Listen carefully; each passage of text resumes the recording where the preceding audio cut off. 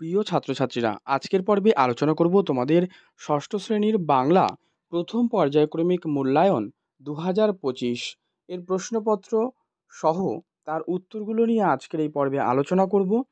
এবং তোমাদের এই প্রথম পর্যায়ক্রমিক মূল্যায়ন 30 নম্বরের যে প্রশ্নপত্র রয়েছে সেটি দেখে নাও, এবং যার সময়সীমা দেওয়া রয়েছে 1 ঘন্টা। এখানে প্রত্যেকটা প্রশ্ন উত্তর সহ আলোচনা করছি, তাই পর্বটি অবশ্যই প্রথম থেকে শেষ পর্যন্ত দেখো এবং ভালো লাগলে লাইক করো, শেয়ার করো, চ্যানেলে নতুন হলে সাবস্ক্রাইব করো। এবং তোমার যদি কোনো প্রশ্ন থাকে সমাধানের জন্য অবশ্যই কমেন্ট করে জানাবে, তোমাদেরকে সেই উত্তরগুলো কিন্তু দিয়ে দেওয়া হবে। পাশাপাশি এই পর্বটির সম্পূর্ণ ফ্রি পিডিএফ পেতে তোমরা ভিডিওর ডেসক্রিপশন বক্সে দেওয়া লিঙ্কে ক্লিক করে টেলিগ্রামে যুক্ত হও। সেখান থেকে তোমরা সম্পূর্ণ ফ্রিতেই পিডিএফগুলো কিন্তু সংগ্রহ করে নিতে পারবে। তো দেখে নাও, তোমাদের এক দাগে প্রথম যে নির্দেশ দেওয়া রয়েছে, সঠিক উত্তরটি বেছে নিয়ে লেখো। তো প্রথম প্রশ্ন, শঙ্করের স্বপ্নে বাতাসের রং কি? উত্তর নীল। 2 নম্বর প্রশ্ন, খ, মানুষের মতেও কথা বলে যে পাখি সেটা হলো কিন্তু কাকাতুয়া।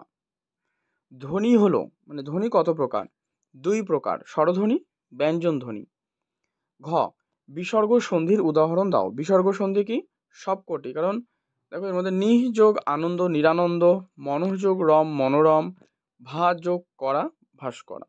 ঠিক আছে, তো এগুলো সমস্তগুলোই বিসর্গ সন্ধির উদাহরণ। এবার আমি আরো কতগুলো দেখিয়ে দিচ্ছি। দেখো, এখানে রয়েছে কি, মরুতটে দাঁড়িয়ে আছে কে?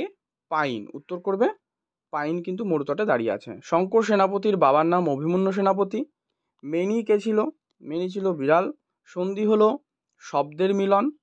ঠিক আছে, যেমন একটু আগে করে এলাম। পরবর্তী রয়েছে তোমাদের 2 দাগের প্রশ্ন। নিচের প্রশ্নগুলির একটি বাক্যে উত্তর দাও। তো এগুলো এসএকিউ প্রশ্ন তোমাদের, অর্থাৎ এগুলোও 1 মার্কসেরই প্রশ্ন। উত্তরগুলো আলোচনা করছি প্রশ্ন সহ, তোমরা দেখে নাও। প্রশ্ন ক, পাইন কিভাবে দাঁড়িয়ে আছে? উত্তর লিখবে, উত্তরের বুনো নগ্ন পাহাড়ে আকাশের দিকে তাকিয়ে পাইন কিন্তু দাঁড়িয়ে আছে। খ, ক্যাস্টাং সাহেব কত বছর বন্য জন্তুদের সঙ্গে থেকেছেন? তিনি 40 বছর বন্য জন্তুদের সঙ্গে থেকেছেন। গ, হযবরল গল্পের শুরুতেই কোন ঋতুর উল্লেখ রয়েছে? উত্তর গ্রীষ্ম ঋতুর কিন্তু উল্লেখ রয়েছে। ঘ, হযবরলা গল্পে রুমালটা কিসে পরিণত হয়েছিল? রুমালটা কিন্তু বেড়ালে পরিণত হয়েছিল। ঠিক আছে, উমাদাগ রয়েছে, তিরোধান শব্দটির সন্ধি বিচ্ছেদ করো। তির যোগ ধান, এই হচ্ছে তিরোধান। বিসর্গ সন্ধির ফলে বিসর্গটি রতে পরিণত হয়েছে, এরকম একটা উদাহরণ দেখো, পুনঃ যোগ অপি, তাহলে পুনরপি। ঠিক আছে, পুনঃ যোগ অপি, পুনরপি। নেক্সট প্রশ্ন, ভর দুপুরে কবিতাটি কার লেখা? উত্তর লেখো নীরেন্দ্রনাথ চক্রবর্তী। খ, পশু পাখির ভাষা বুঝতে পারা মানুষটির নাম কি? ক্যাস্টাং সাহেব, ইউএন ক্যাস্টাং সাহেব। গ, কুমোরে পোকার গায়ের রং কেমন? মিশমিশে কালো। হযবরলা কার লেখা? উত্তর লেখো সুকুমার রায়। রুমালটি কি হয়ে গিয়েছিল বা গেছিল? রুমালটা কিন্তু বিড়ালে পরিণত হয়ে গিয়েছিল, তাই না? সেই গেছো দাদা কোথায় থাকে? গাছে থাকে। তো যাই হোক, চ, সন্ধি বিচ্ছেদ করো। সন্ধি বিচ্ছেদ দেওয়া রয়েছে, দেখো, যে নি যোগ রব, নীরব। এটা করবে নি র ব, নীরব। ঠিক আছে, এবারে 3 দাগের প্রশ্ন দেখে নাও। দেখো, 3 দাগে যে প্রশ্ন রয়েছে, নিচের প্রশ্নগুলির উত্তর দাও। প্রশ্ন 1, এগুলো কিন্তু প্রত্যেকটা 2 মার্কসের প্রশ্ন। উত্তরগুলো সহ আলোচনা করছি, দেখে নাও। প্রশ্ন, মাকড়সা দেখলেই কুমড়ে পোকা কি করে? উত্তর তোমরা লেখো এইভাবে গুছিয়ে, যে মাকড়সা দেখলেই কুমড়ে পোকা ছুটে গিয়ে তার ঘাড় কামড়ে ধরে, তবে একেবারে মেরে ফেলে না। মাকড়সার দেহে হুল ফুটিয়ে বিষ ঢালে, এতে মাকড়সা মরে না, কিন্তু অসাড় হয়ে যায়। তারপর মাকড়সাটিকে মুখে করে উড়িয়ে নিয়ে কুঠুরির মধ্যে চিৎ করে শুইয়ে তার উদরের পাশে লম্বাটে ধরনের একটি ডিম পাড়ে। খ, আঁচল পেতে বিশ্বভুবন ঘুমোচ্ছে এইখানে, কবির এমন ভাবনার কারণ কি? এই প্রশ্নটা কিন্তু খুবই গুরুত্বপূর্ণ।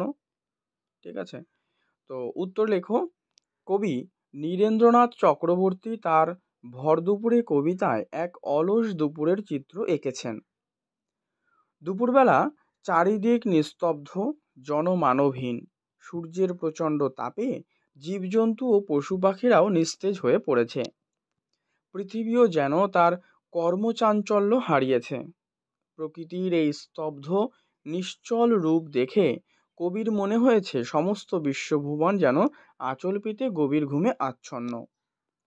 নেক্সট প্রশ্ন দেখো। তার আগে আবারও বলছি, পর্বটি ভালো লাগলে লাইক করে দাও, শেয়ার করে দাও, চ্যানেলে নতুন হলে কিন্তু সাবস্ক্রাইব করে রাখবে। পাশাপাশি সম্পূর্ণ প্রশ্ন সেটটি পিডিএফ আকারে পেতে টেলিগ্রাম থেকে তোমরা দেখে নাও, এবং পিডিএফের যে পাসওয়ার্ড তাই ভিডিওর মধ্যে দেওয়া রয়েছে, তোমরা দেখে ওখান থেকে সম্পূর্ণ ফ্রিতেই পিডিএফটি কিন্তু সংগ্রহ করতে পারবে। নেক্সট প্রশ্ন রয়েছে যে আমার ময়ূর গল্পের ময়নাটির চেহারা এবং গলার স্বর কেমন ছিল, আর সে কি বলতে শিখেছিল। এই প্রশ্নগুলোর উত্তর এখানে আলোচনা করছি না, জাস্ট প্রশ্নগুলো বলে দিচ্ছি, উত্তরগুলি প্রয়োজন হলে তোমরা কিন্তু জানিয়ে দেবে। খ, কারা বেশি চেঁচায়, জঙ্গলের পশু নাকি গৃহপালিত? কেন সেটি ঘটে? তাহলে প্রথমে তোমাকে আগে বলতে হবে যে জঙ্গলের পশু বেশি চিৎকার করে নাকি গৃহপালিত পশু। যদি তোমার উত্তর হয় জঙ্গলের পশু, তাহলে কেন এটা লিখতে হবে। আবার যদি বলো তুমি গৃহপালিত পশু, তাহলে কেন তার ব্যাখ্যাও তোমাকে কিন্তু লিখতে হবে। গ, কবি অরুণ মিত্রের সঙ্গে কার ভাব জমেছিল এবং সে কোথায় ছিল? দেখো, এই অরুণ মিত্রের সঙ্গে এটা কিন্তু ঘাসফড়িং থেকে নেওয়া, এইটুকু আমি তোমাদের ক্লু দিয়ে দিলাম। উত্তরটা আশা করি তোমরা প্রত্যেকেই কিন্তু পারবে। ঠিক আছে। ঘ, মন ভালো করা রোদ্দুরটি কিসের মতন? এই উত্তর আগেও করেছি, মাছরাঙার গায়ের মতন। এখানে কি কি রঙের উল্লেখ রয়েছে? ঠিক আছে। তো এই হচ্ছে তোমাদের সম্পূর্ণ প্রশ্ন সেট নিয়ে আলোচনা করলাম। অবশ্যই তোমরা খুব ভালো করে প্র্যাকটিস করে নিও।